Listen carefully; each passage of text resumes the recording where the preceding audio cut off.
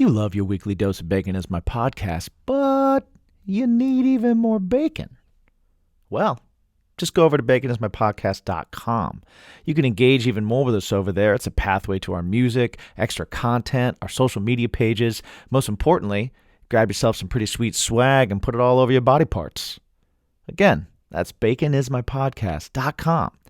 Listen to some tunes, pick up some merch, and tell us, what's your bacon? What is going on, guys?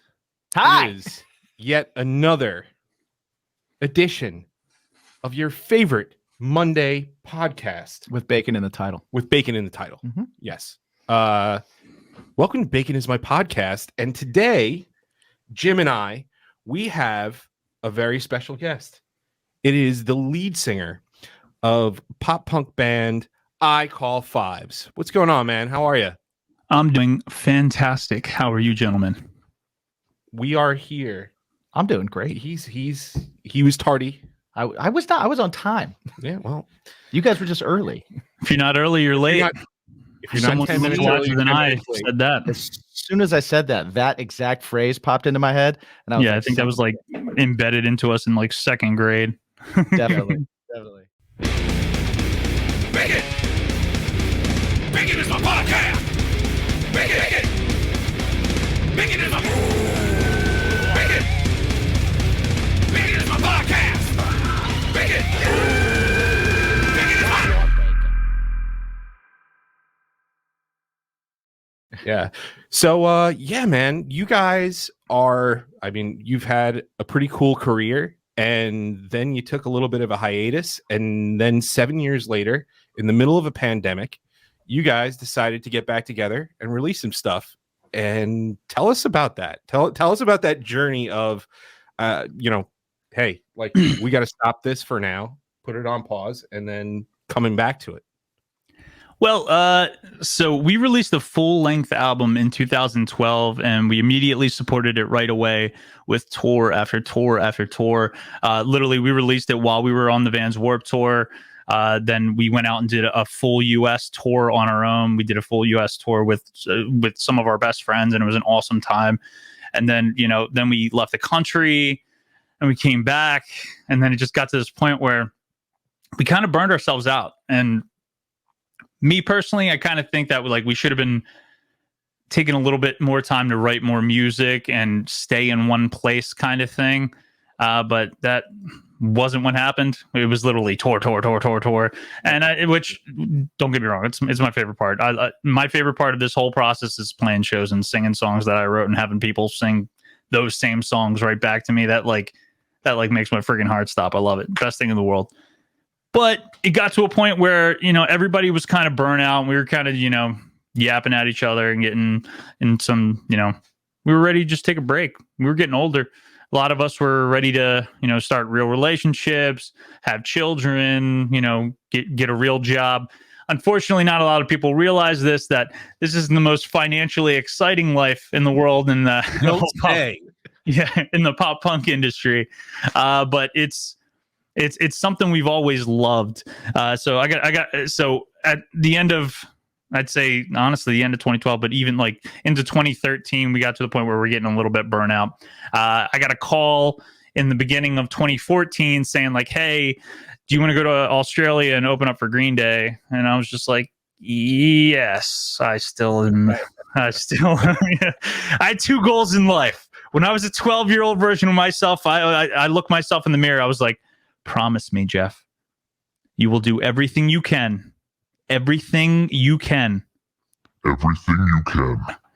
to tour with Green Day and also tour the Vans Warped Tour." So 12-year-old version of myself had to achieve those two things in my life. And I fucking made it happen. It manifested it, dude. It was awesome. So we got, so it was our second time going out to Australia.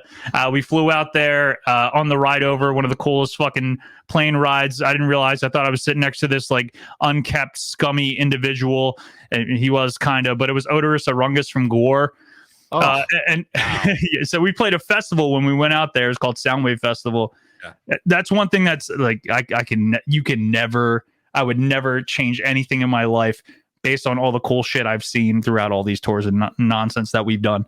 And we flew over there next to Odor Strongest from Gore, but and got to play with all these awesome fucking bands. Jimmy Eat World, Panic at the Disco, made solid friends with the dudes from Bowling for Soup while we were over there.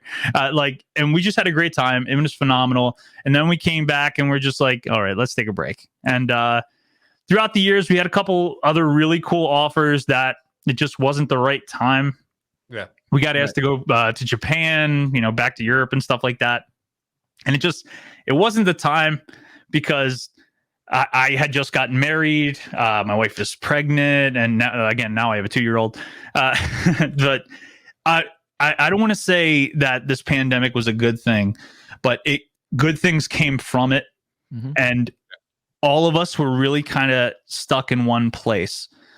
So while most of us were, either not working or working from home, like for example, my job has become completely work from home. I could pick up my guitar while I was looking at things for my job. Don't tell them that. But they don't watch this. They don't. They find shit. It's crazy. you think I'm joking? No, I'm just playing. But I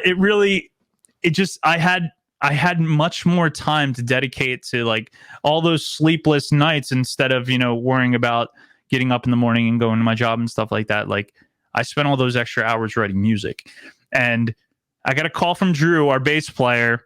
And I wasn't even writing music for I Call Fives. I was just writing music because music's the biggest part of my life other than, my family. But you can't see it. The corner, it's over here. Like just how you got all this like recording stuff back here. I just have, the cool video game and comic book shit you can see. So everyone knows when I stream video games that I'm cool. I go off on several tangents. Just stick with me. But yeah, all my music stuff's over here. I have several guitars, amps, and all that shit. And it's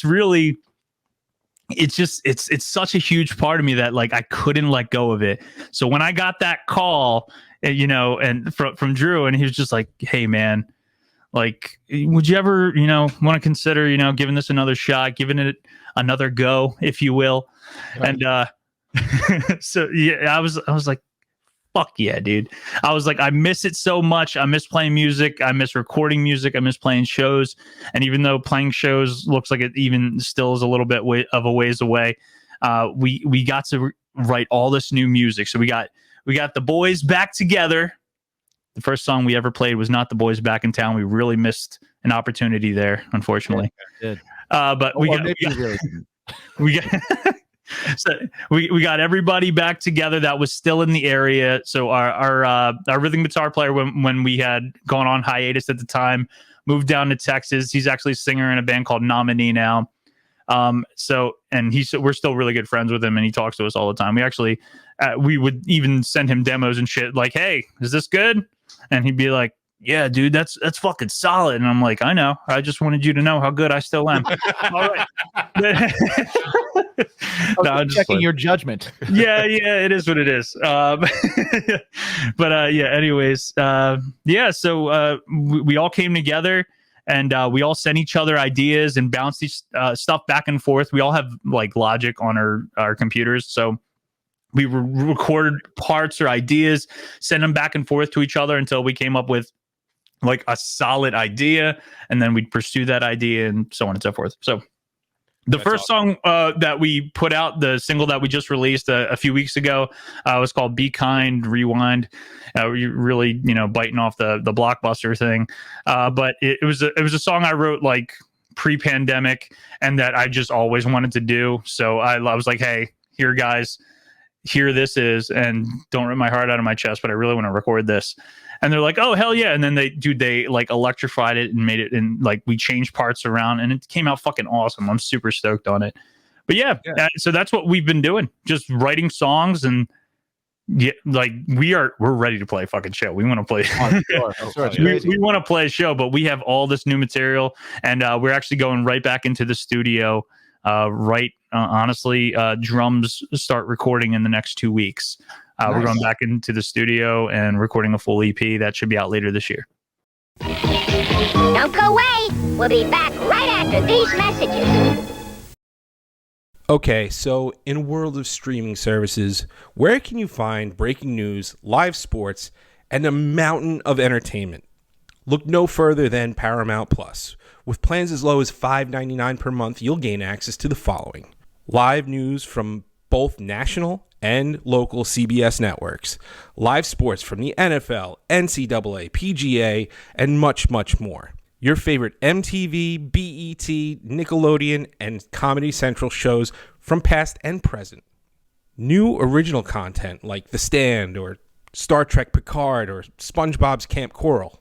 Smithsonian Channel shows and documentaries. Movies, and much, much more. Go to baconismypodcast.com, click on the sponsors tab, and click on that Paramount Plus link, and open yourself to a peak streaming service. That's baconismypodcast.com. Click on the sponsors tab, then on the Paramount Plus link, and dive into thousands of episodes, live TV, original series, and hit movies right now. Do it. Excellent. So when you guys decided to take your hiatus, was it was the idea that like it might be a few years, it might be forever, it might be that, or was it one of those where it's like we'll take a year off and it turned into more and it turned into more and turned into more? It was almost unspoken. It really was. It got to the point where we're like, we'll come back to this. Is how we left it. Some of the guys would 100% say that they thought that was the end, and some of the guys thought like, oh, we'd be back in a couple months.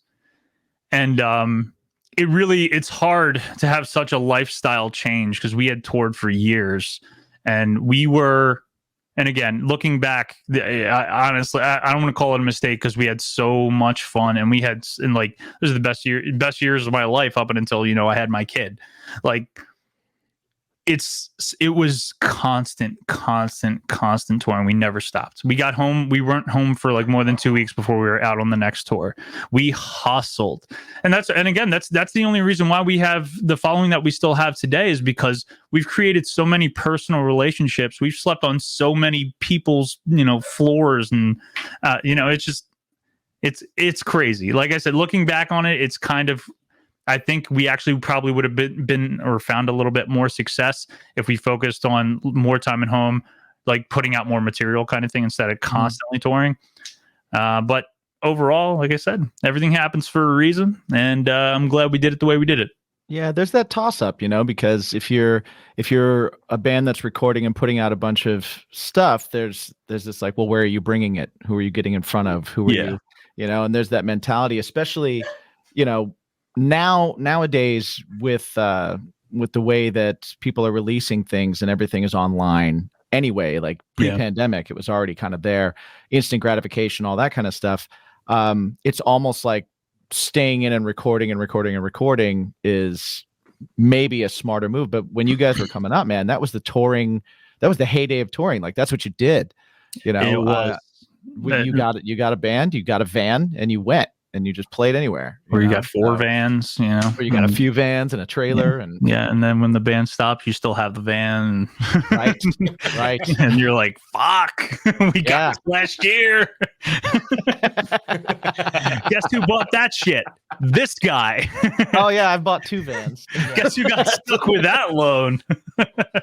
I know your pain, man. Yeah, I know your pain. Tough stuff. I was the guy driving the 15 passenger van to and from his day job at Best Buy at the time. Oh yeah.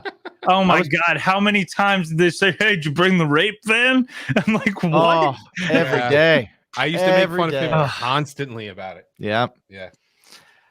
So I'm glad to not have to drive that anymore. Yeah. Well, that's cool. So when you guys, you mentioned that you released the single, but your first like real coming out, like, hey, we're coming back. You guys did a Saves the Day song. What made you guys like go, you know what, we're gonna record a cover and put it out? Just, I mean, what was it? Just hey, let's have some fun. Let's create a little bit of noise. Break the surface of the water before we slam it. Yeah. It was a gentle reminder that we exist, but it was it was essentially, we decided we wanted to do something that it was a band that we all loved. It was remember when I said earlier that like the first song we didn't play was "Boys Are Back in Town"? Right. We all kind of like came together and decided on one song that, you know, was important to us growing up. When I was in 7th grade or 8th grade, I can't fucking remember, but I used to watch music videos every morning before I woke up and took the walk to school or the bus to school. I usually walked. I lived like 2 streets away. But I remember seeing the music video for that and being like, "Oh, dude, this is fucking awesome!" And it was different because it wasn't like it came right after "In the End" by Linkin Park, and like I was like, and everybody was stoked on Hybrid Theory, and I was like, "Yeah, this is you know, this is cool. Yeah, that guy's he's singing and rapping at the same time. That's magic. That's wonderful." And then I heard At Your Funeral, and it was upbeat and poppy and fucking awesome. And then like, again, it has like a little bit of meaning to me and a little bit of meaning to the other guys in the group. And we thought like, hey, what's something, they're from our home state. It was like the 20-year anniversary of it being released. We're like, hey, let's instead of just throwing a single out of there, let's say like, hey, what's up? We're still alive and we've got a single coming out in a month. Like, you know, it's a good way to, you know, grab people's attention. Yeah, marketing genius over here. There you go. Nah, dude, I'm the pretty face. I'm not the brains. How did, I mean, you know the struggle too. You guys all agreed on one song. Like I have 3 guys in my band. Agreed on one song. So basically, when you're the lead singer, you have a lot of pull because you're the guy singing the fucking song. No, I'm just kidding. You guys we came to a consensus. There were other songs that we were considering that we didn't go with. Some like older classics that we kind of wanted to pop punkify. You know, like one of those old like punk or you know, classic goes punk punk type things. Yeah, one of those things. And we couldn't come to a consensus on that. So we went with something we were all comfortable with and something we all loved. So that's where we decided. Yeah, we went from like Carry On My Wayward Son to Bohemian Rhapsody, and like, dude, I was like, hell yeah, let's do all this shit. Dude, I'm a singer, but like I don't know even how to say this without sounding like a pompous asshole, but like I'm a performer, and like that like Freddie Mercury shit just gets me like, let's fucking go. I really got to learn to watch my mouth, but see, I'm telling you, we'll do a collab. Yeah, Bohemian Rhapsody. We'll put all the vocals on. Oh, sweet. We got 3 singers in the room right now. 3 singers in the room right now. We can do that shit. There you go. We'll be right back. Hey guys, I got a quick question for you. Are you dog people? If you know anything about us, you know that here at Bacon Is My Podcast, our dogs are our family members, right? We love to give them a little something extra to look forward to every month, get them excited, and that's why we subscribe to Barkbox. So every single month, Bruce, Bane, and Bruno are treated to 2 brand new durable toys, plus like uniquely curated packs of treats. It keeps them excited, keeps them engaged, and you never have to like go out shopping for stuff. So if you have a 4-legged furry friend that is your favorite alliteration, we got a special deal for you. Just for being a Bacon Is My Podcast consumer, if you head over to baconismypodcast.com and scroll to the sponsors, click on the Barkbox link, you'll get an extra toy in your first order from Barkbox. So head over, once again, baconismypodcast.com, click on the Barkbox link, and spoil your favorite 4-legged furry friend today. More alliteration. What's your bacon? So that's awesome. One of the things that I noticed, like, how do you feel? I in some of your guys' older interviews that I checked out, you were talking about like people would say, what's the style of music and everything, and it was almost like we're a rock band, but if we have to say we're a label, we're a pop punk band. Yeah, and that came up a lot, and I get the like. Everybody just, you know, we're a rock band. We have instruments. We're guitars. We're, you know, like. You ever see Airheads? Yes. Yeah. when hell they're in the booth and he asks them to describe like what is your boy's sound. It's like power slop, and they say like 90 different things, but they all eventually agree on one thing. But yeah, we've always had that kind of I don't want to try to sound like anything. I really don't. I mean, in the end, we're a pop punk band, and that's what we've always come down to, because that's the genre we kind of fit in. But just we've always kind of we love that style of music, and when we write songs, that comes through, and when we write the songs, it does, and that's the style of like shows we liked playing, and it's the music we listened to at the time and still do. I'm really dating myself here. I have Apple Music and now Spotify, but I still will not open either of those apps, and I'll listen to one of the 12,000 songs I have on my iPod. I don't have an iPod. It's on my fucking phone, but like I actually have the music on my phone, and I still listen to the same shit all the time. My wife will be playing a song. I'll be like, "Oh, that's really cool." She's like, "Yeah, it's like new. You should check it out." I'm like, "Fuck that!" Like, it's like I got 12,000 songs. I like them all. I don't need any more. Like, Right. yeah, but it really is. I don't like to like pigeonhole like a certain thing, because same thing. Even with this new music, it's pop punk, but like it's a more mature version of it, and it's like it's more along the lines of fucking rockier pop punk. I don't even know how to describe it, but it's definitely a more mature version of us, but it's us kind of thing, which is cool. Yeah. That's definitely cool. Like I like how you guys were able to keep. I mean, it sounds like you guys. You listen to you listen to something from 2012, and then you listen to the new stuff, and it sounds like, oh, same band. Yeah, cool. But it does. You're right. It does sound like a little mature. There's a maturity. Yeah, real mature. The first line of the chorus is, "You don't have to be an asshole." Well, yeah, I was gonna bring up because we're talking about like pop punk stuff. I think that, and I actually wrote it down. I said 2 lines that really kind of, to me, are kind of like, these are quintessential pop punk lyrics that are great. One, I hope this song is your elevator music on the way to hell, which is kind of that less offensive way of saying like, I want to be the face of your fucking guilt. Yep, 100%. Right. And then the next one was, you don't have to be an asshole like that anymore, which is like, you're totally calling someone an asshole, but you're doing it in such with a smile and like, hey, let's have fun while we do this. Exactly. Let's enjoy fucking hating you together. Right. No, I'm just kidding. That's what I love about pop punk lyrics, I guess. If we're gonna like put a label on the kind of music and stuff. What do you think? Like, what makes a great pop punk lyric to you? A great pop punk lyric to me, honestly, and I'm such a I like. It's funny because most of the band strays more towards like the punky side of shit. I definitely stray more towards like the poppy, catchier side of stuff, and I think that comes like being, like a singer kind of thing. But because especially when I'm writing lyrics and when I'm writing melodies and things like that, and like I'm looking for that hook, and that's right. And again, that's the reason why I really got like submerged in this genre of music.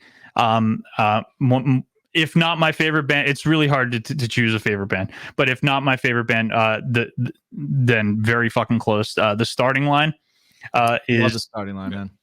Phenomenal. I saw them play a batting cage arena called Grand Slam USA in Vineland, New Jersey, when I was very, very young. It was one of the first like local shows I went to, and I was probably more interested in using the batting cages at the time, but I was younger. But they were selling like fucking cassette tapes, and they played. And I barely fucking remember the show, but I remember they played Three's a Charm, and they played fucking Best of Me. Mm-hmm. And I went home and I watched the music video of Three's a Charm, and I was like, these guys are fucking huge. This is awesome. And like, obviously at the time they were obviously they're playing fucking batting cages like for shows. Like, like the show I saw before that was like the fucking Pop Disaster tour, like Green Day and Blink-182 at like the Tweeter Center at the time, since it's now changed 7 different names and owned by different banks. But it was really incredible seeing someone that fucking good, like 5 feet away from you with like 10 or 11 other people in a much smaller show.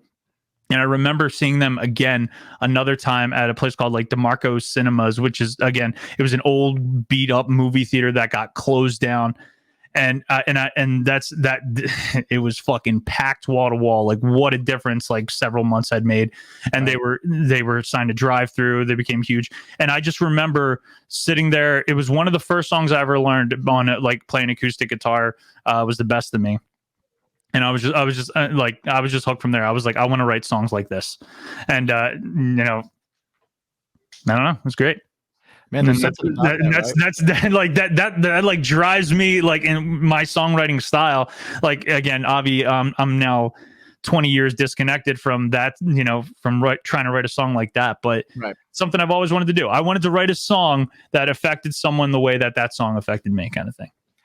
Yeah, I think that's that speaks a lot. Like there's that there's just something about that, right? Where you see a band in a place, like when you go to an arena, you expect the band to be fucking awesome. Phenomenal. Right? Yeah. It's got to be a spectacle. When you go to, if they charge more than $20 a ticket, it better be worth more than $20 a ticket. Yeah. But to that point, when you see a band where you're in a room and you've got 11 people in the room and something, and that band hits you on the level that major band hits you, there's just something different about it.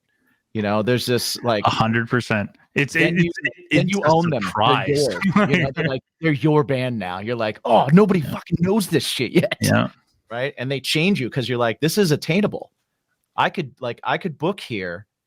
And if they're playing here, I could book here. So that means I have to be that good to play here. 100%. And that's it. And I've had that through several bands. Like I said, I'm very lucky to have been in this area. I've seen a lot of bands that have become phenomenally huge in an up and coming environment. And it's crazy.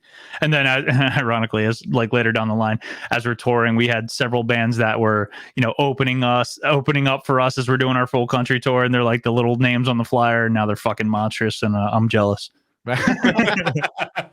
Dude, I can't tell you. And this just a little random story. We were doing a full U.S. tour, co-headlining with We Are the Union, and then Handguns was doing half the tour, and then for the other half of the tour was this little unknown band that no one really cared for. And I was like, let me listen to their shit. I was like, dude, this is really fucking good.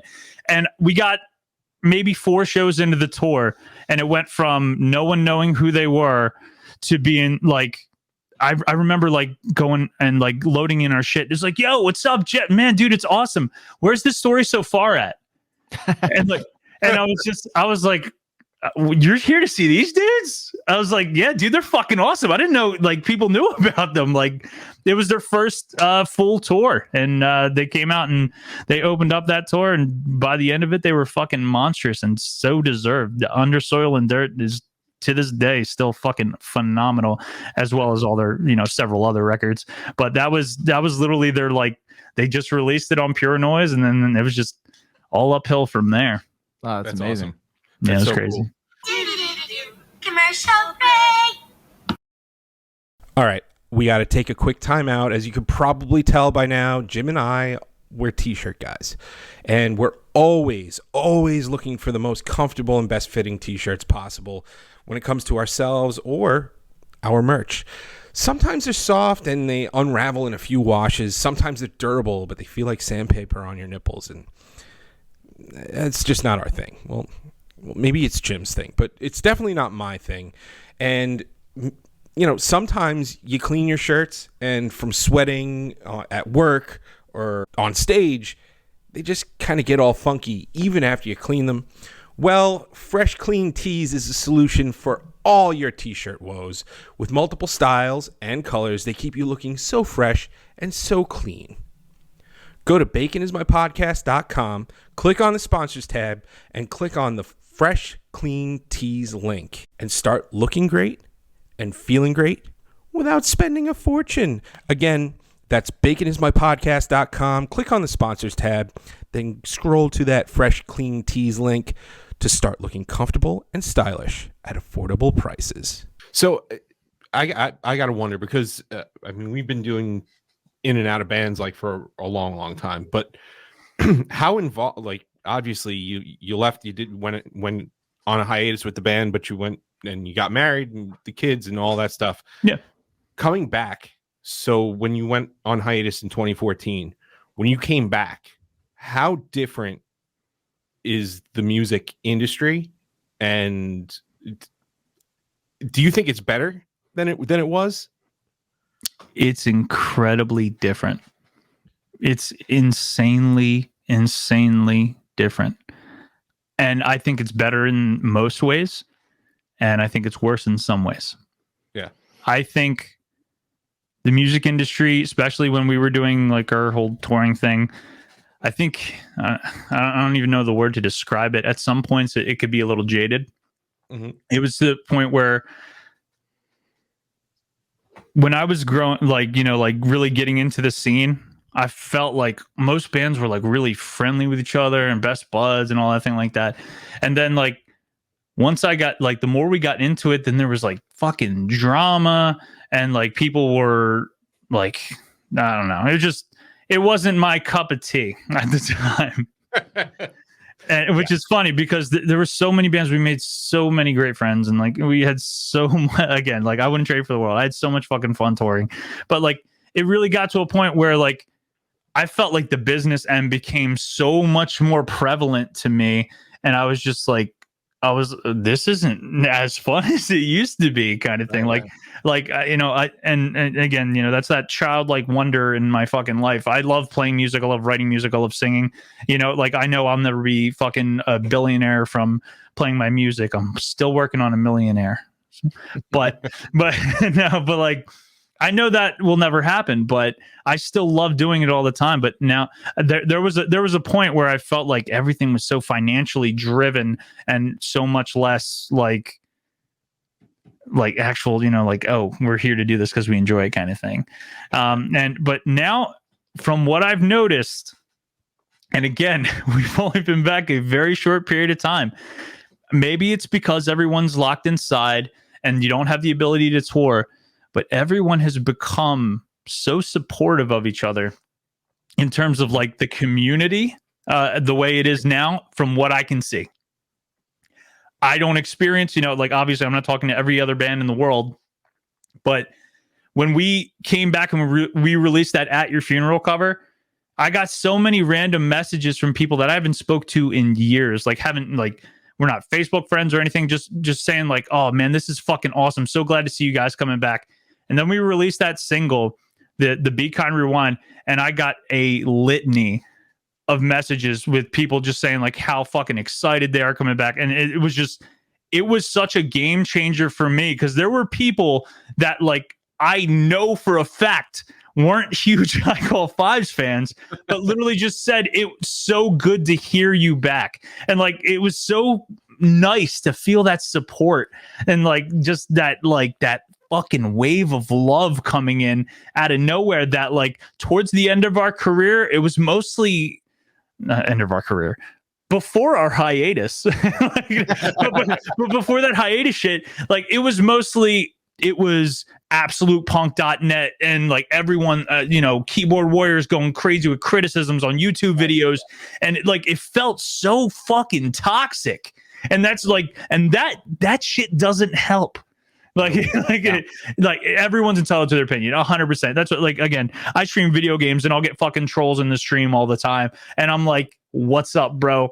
Thanks for making me money by being here, you piece of shit. And then, you know, and you know, it is what it is. Right. But and like, it just, that stuff took its toll at the time. And like, to come back and like to be met with all this love right off the bat and this excitement for people that are just happy to hear us again is awesome, dude. That's what, like, it's kind of weird, because we were at the time, we made music that really appealed to, you know, teenagers and people in their younger 20s, and now you got these people that are in their early 30s to late 30s, you know, in 40s that are like, oh hell yeah, brother, welcome back. Dude, that's fucking awesome. And like, we'll get the young kids. I gotta get the fucking TikTok working. I don't know how to do it. But yeah, I know we're struggling with that too. Oh man, nah, dude, I know how to do it. I do it for the fucking stream. I have so much shit on my plate that, like, again, I need to sit down and I need to make it happen. So that's what I'm going to be working on the next like week or two. I got to get that TikTok up and running. I'll start posting stupid videos of me playing like cover songs or something like that. We'll make it happen. Nice. But yeah. Well, it's. I think every genre of music, every era of music, has their core group, and that core group is usually, teens when it starts, and that's where that wave starts and everything. But then everybody kind of grows up, and they're at that point where they're like, anything that reminds them of that awesome time that they had that one time, or when they were a certain age and stuff, and just to be able to. Even taking a hiatus and coming back and seeing that, like, you've got these people that are coming back and saying, I'm so glad you're back because you were a huge part of something that I had such a great time doing or being a part of, has to be like, it's got to be energizing. And you know what I mean? It like is. that just like, all right, 2 more albums. All right. No, it's really funny you say that. Like, so so again, my name's Jeff Todd. That's Jeff Todd Live. It's over here. Sorry, I pointed the wrong side. Jeff Todd Live. That's me playing video games. But the Jeff Todd that you know now is not the same one that was there 10 years ago, writing music and doing all that, crazy touring and shit. So much has changed in my life, and that little piece of nostalgia that you're referring to, that people are like, tying into some memory or thing like that, it's so real. But it really is. It's funny to see the difference, and it's always been interesting to me, I guess is the word, that even so many years later, people that like, I'm surprised they still have like any kind of connection or were able to, because there was no financial like advertisement or push with this. This was literally like, we posted on our Facebook or, on YouTube, they posted a video, and the label that we just signed to posted a couple of things about it, but there was no actual like real financial backing. I guess we're kind of saving that for the EP that we're releasing later this year. Yeah. But like, this was really just supposed to be like a little taste of, like, hey, here's what you've been missing. But no, it's really just, it's so cool to see that people are still, like paying attention, which is, like that makes me feel incredibly important, and it makes me feel special, and I love you guys for it. All right. That's awesome. So right now, what we have to do is we got to pay some bills. Yeah. We are sponsored. Aren't you sponsored by somebody? Yes, I am. So I'm an affiliate with Raise Energy, the most delicious shit you've ever had. That's Rep Sports. If you guys ever use like supplements, they do everything. But Raise Energy is my I'm an affiliate of them. I don't know. They're good. They send me shit, and it's delicious. And if you go pick this up, you can literally just Google Raise Energy. Whenever you go buy it from the website, they're also in like GNCs and vitamin stores and all that stuff. If you pick it up, you can use code JeffToddLive and get 15% off. Ooh, pretty badass. Nice. Hell yeah. Well, we're an affiliate with Poddex, which is a really cool little thing for guys just starting out podcasts, or guys and girls, whatever. And if you have a hard time coming up with topics or asking questions, and you don't have verbal diarrhea like we do, you just pick a card, and it helps you break the ice, kind of. Yeah, very similar to like Cards Against Humanity. Cards Against Humanity. That's awesome. Yeah, I've said before on the show, like I ordered a couple, and they were delivered to me over the holidays when I was visiting family, and we weren't doing any episodes or anything, but I popped them open and just started reading them off to different family members, and it turned into conversations and laughter and everything like that. So besides just podcasters, if it's just something when I get back to bartending again, I'll be bringing them to the bar and I'll be handing them out to people that look like they could really use help talking to somebody who they're trying to talk to, things like that. I'll tell you right now, that would be awesome for video game streamers. Obviously, with this pandemic, there's been a ton of additional streamers like just popping up out of nowhere that sometimes can't get a conversation started in their own chat, and that sounds awesome. Yeah, it's actually a really good idea.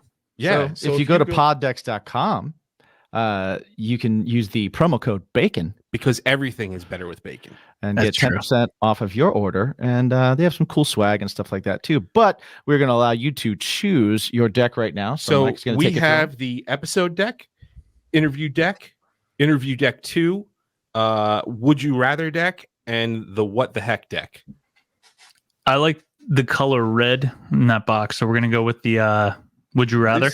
This is legit. This has become, I most think, the popular past one. like 5 or 6 episodes. That's all the guests have been pulling from. Yep. I think it's because it's between a green and a blue, and it's very vivid and pops out from you. Yeah, it draws the eye. Yeah, exactly. Before you were even saying what they were, I knew which one I wanted to pick. It, like, is what it is. So Mike is shuffling now because despite the fact that I lived in Las Vegas for a year, I cannot shuffle cards. I got married in Vegas. Did you? Yeah, it's one of my favorite cities. Man. We've toured there several times. I love Vegas. I'm ready to move back anytime. Yeah, we my wife also loved Vegas, and we flew our families out there, and then had a great time. Nice. That's awesome. Yeah, I lived there. I lived there for about a year. I was bartending in Caesar's Palace. Hell yeah! In a loincloth. Does Caesar really live here? Or? Sometimes. I didn't think so. He's got a few places. Gotcha. All right, so I'm gonna fan these out, and Jim's gonna. I'm gonna finger them, and you let me know when to stop. That's hot. All right. Now. All right. Oh, dropped it. Oh, you had one job. He just traded it out. He traded it out for the more suspenseful one. I like it. Right, well done. right. It's all planned out. Oh wow, what a weird question this is to pick. If you were the lead singer of I Call Fives, no, I'm just kidding. So, would the lead singer of I Call Fives rather have a and you pick this, and we're not getting political. Would you rather have a road trip with Donald Trump or OJ Simpson? Oof, OJ Simpson. At least I was gonna say if we're not gonna get political, but if I was on a trip with OJ, we could talk about the Buffalo Bills and how they had 4 Super Bowls, no rings, and maybe get a glass of Minute Maid along the way, and Leslie Nielsen. Hell yeah, we can talk about white Ford Broncos. I think that's an awesome truck. I think that was a great, getaway car. Putting that out if you didn't murder someone, Right. It's you can get away from a lot of things in that truck. Yeah, exactly. That don't involve murders. Hell yeah. So try on gloves. We could try on gloves. That's what we could do. Yeah. Let's not get political, but do you like Donald Trump? Fuck you. No, I'm just playing. Fuck. Oh well. So obviously we're a little ways off the like the landscape. No, sorry. No, I got a text from Jen inside. So yeah. Hashtag professionals. Yeah, that's professionals. We have a shirt that says that on baconismypodcast.com. Yeah. So obviously we're a little ways off. He's got stuff coming up too. Yeah. My fucking stream's telling me to go live. Not yet. The summer festivals and all that kind of stuff, that's all kind of getting put out there, possibly in the fall, possibly in the summer, stuff like that. What are you guys planning on hitting any of those, or honestly, we're not going to play anything till we know it's safe for everybody. As crazy as it is, like There's a reason I'm working from home. My wife is very high risk. If she were to get anything like that, like she's very high risk. She could die. So I don't leave the fucking house. Like there's a reason why I'm so eccentric. I've been locked inside for a fucking year. No. But like in a cave. it's exactly what it is, man. No, but like and again, me especially, I cannot wait to play shows, but I can wait until it's safe to do so. So, and that's once that's clear and we know that it's actually safe to do that, then we'll do it. I have no interest in being responsible for anyone leaving this earth before they're supposed to. So I don't want to get like too like fucking sappy or emotional, but like, dude, 100%. Yeah, like I don't want to be a dick. I've had the same conversation with people, even like conversations within my band where it's like, should we start talking about doing shows yet? And I'm like, can you give me some numbers right now and we'll talk about how that's going to work. It's such a tough conversation because we do, I want to get back to normalcy, like 100%. I like playing shows is the best thing in the history of the world. I love it. It's fucking phenomenal. But again, we got to do what's, best for everybody. Yeah. If one person gets sick from a show that it could have been avoided, then that's dude. Like I don't want to be the reason someone's fucking grandmother dies. Yeah, like, exactly, man. Yeah, like there's no reason for that shit. And again, that's like once everything's all better, fuck yeah, dude. I want to fucking stage dive. I want to crowd surf. I want to do all that shit again. It's one of the best. One of the fucking like 3 of the top 10 like moments of my life were like while I was crowd surfing and singing a song. Like it's fucking crazy. Yeah. I mean, even here, there's especially with like small, like local bands and stuff like that. They were trying to put something in place for us, and it was basically like a dinner party. You pay $25 to get into a dinner party and sit there and watch a rock show, and we're just kind of like, as much as I want to play a show, I don't want to play that show. No, I don't think anyone wants to like first show back should not be that. No, definitely at the same time, it's like, hey, do you want people to come to your show? Yeah, but do you really want to promote your show? And like, let's congregate people. Like, we can't sell you anything at the merch table because you can't line up. So that's out. You got to sit at tables and get your dinner. So it's definitely a very unfortunate circumstance at this point. I've played shows where people sat at tables, and I can tell you, every time I finished one of those shows, I was never like, damn, I'm glad I did this show. Yeah, I've played shows where there's 2 people standing there looking at me like I'm an asshole. I'll take that over people that sat down. Fucking A. Look at me like I'm an asshole. Just stand up. Just be aware I'm there. Exactly. What about live streams? Because we've done one of them. We've done a couple acoustic ones, but full band. We did one around Thanksgiving. You guys got any? Have you guys looked into doing anything like that? We've been talking about that actually. So we don't know exactly when we're going to do it, but it's probably going to be more along the lines when I head in to do my little stipulation in the studio, just to see if we can get some decent sound quality recording in separate rooms, kind of thing. And then I love playing music. That's what, like, I post half the shit I post on like my streams, like Discord and Twitter and all that shit is like me doing like little cover songs, like eccentrically. I posted a random video yesterday. I got a request to play I'm Not Okay by My Chemical Romance, and I got like the words wrong after the first verse, and like then it's just 20 seconds of me saying like, why do you keep fucking up? Like, it's like I'm reading the words on a screen. Like, how am I fucking this up? What's that app that you have? On Song. I have an app called On Song that actually like I put all the lyrics up in front of me. I've been doing a show on our YouTube page called Will It Sound Good Acoustics. So I'm just grabbing songs and playing them acoustic guitar and a vocal. Okay. And so I'll put the lyrics up in front of me on that app, and you can actually set it to a BPM and have it move. And so the lyrics pretty cool. roll for you. But I do the same thing though. I completely fuck it up all the time. I was doing like I was doing Wrecking Ball. And Miley Cyrus never hurt anybody. Yeah, man. And I just remember like I kept getting this one line wrong, and I was just like, "Motherfucker!" I only fuck up the words in my own songs. Yeah, I've done that before. Constantly. You play so many shows, like, oh my god, I got into we did one tour that was like 2 months straight. We played a show every day for like 60 days, and I remember going and it becomes so second nature because you're playing, you know, either that's what we constantly after a certain point in period of time just would change the setup, with the exception of like the openers and closers. We'd always move shit around to keep things interesting and just see how, you know, what worked where and kind of thing.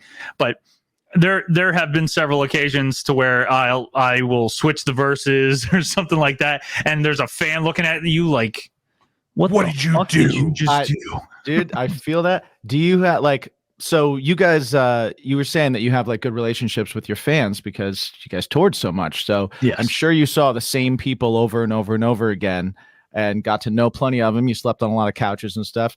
You have any of those fans that'll stand right in front of you and directly let you know when you fuck up a lyric? All the time. Oh man. That's it. Yeah, no, straight up. And it's funny because like there's like a love there that they have for you, and they want the best version of you at all times. But yeah, no, I've 100% had that. My there's a kid from South Jersey, and he's a little fucking crazy. Like, he's not the most popular individual in the world, but he is dedicated to his love of music. I'll give him that. I'll never forget sitting at a merch table. This kid walks up to me and he just straight up, because I played one of our acoustic songs, and we put out an acoustic EP right before we put out Bad Advice. It's actually the first song I ever recorded with I Call Fives, called This Town. And he looks me dead in the eyes, like not with anger, but just with concern. And he goes, "Jeff, you played the wrong guitar part in the bridge." I was like, I'm surprised you know what a fucking bridge is. That's amazing. And I was like, and this kid, and like, there's something special about him, but I love him to death, and that will stick with me forever, and I'll never fucking play that part wrong again. I'll tell you that. Yes. No, like, it's not that I played it wrong; it's that I like chose an easier progression, and he caught it, and I was like, dude, that's fucking attention to detail. No one in here had a clue that I did that. The fucking members of the band didn't have a clue that I did that. Like, they straight up, the band's like, "Oh yeah, fucking good job, Jeff. Sounds great." Right. You know, because they get to fucking take their moment off and have a drink while I'm sitting there, you know, singing my heart out. But, yeah, it's really interesting. Millions of fucking. When I say millions, I mean tens of people like that we became such good friends with as time progressed. That's what actually right back here, this thing right here, it's a license plate on the wall. This is they got fucking I Call Fives as their license plate. And the best part, we went on hiatus, and he's like, "I love you, man. I was gonna put this up on my wall, but I got 2 of them. Do you want the other one?" I was like, "Fucking A, right?" Oh, The other one. Yeah, dude. This kid paid for priority shipping. It was at my house the next day. Like, I am the luckiest motherfucker in the world, dude. I've had so many awesome relationships with all these people all over the country. I think, what is that, Virginia? Yeah, it's Virginia, but like it's really incredible. All the crazy stuff. I've had people send me packages from like California or Vegas or anything like that, just with like little like mementos and shit. Like, yeah, it's really cool that, you know, again, I've got to have all those relationships. If anything horrible happens to me in my life, and my wife decides that I'm no longer attractive, I know I can go anywhere in the world. I go to Australia, I can go to Europe, I can go pretty much every state with the exception of Alaska and have like a place to stay because of all the relationships that I've made like throughout this band, which is fucking nuts. But man. Music changes lives, man. People, it does. Yeah, music changes lives, but besides music, you are also a full-time gamer. Yeah. And you stream stuff. So, yeah, man, let's talk a little bit about that. I mean, we can talk about it for 3 minutes and 26 seconds because I have to go live at 9 p.m. Eastern Standard Time. Okay. Well, I tell you So- what, then instead of talking about that, how about we invite you to come on again in the future when you want to promote something or when you have anything. And right now, instead of talking about that, let's have you give everybody their way to find you, get a hold of you, find the band, know what you're up to, and give them all your stuff right now. Yeah. Hell yeah. I appreciate everyone for actually taking the time to listen to me. If you're still here, you are a true friend and family to me. No, I'm just playing. You guys are fucking awesome. You can find I Call Fives on Facebook, Instagram, Twitter. We're working on the whole TikTok thing. Again, we're old as fuck. Give us time. You can find me personally if you want to come hang out with me. I'm this live eccentric, awesomely attractive human being. I play video games and sing songs to you. I would say badly, but I'm fucking magnificent. So come. I stream on Facebook Gaming right now, but I'm moving over to Twitch effective on Monday, May 3rd. I don't know. I'm not good with fucking calendar dates, but check me out on Twitch. It's Jeff Todd Live. These are letters, but there are words attached to them. Jeff Todd Live. I sing and I call fives. There's no ICF here, but you get what's going on. Yeah. Anyways, thank you so much for having me, guys. You've been absolutely fucking phenomenal. And this was a really fun interview. This was awesome. Awesome. It's been a blast, man. Thank you for hanging out with us, man. No problem. Thank you for having me, man. Sorry. We know you love your weekly dose of Bacon Is My Podcast. But if you need even more bacon, make sure you head over to baconismypodcast.com where you can engage even more with us. It's a pathway to our music, our extra content, social media pages, and most importantly, some pretty awesome swag for you to show off your bacon. Again, that's baconismypodcast.com. Listen to some tunes, pick up some merch, and tell us what your bacon is.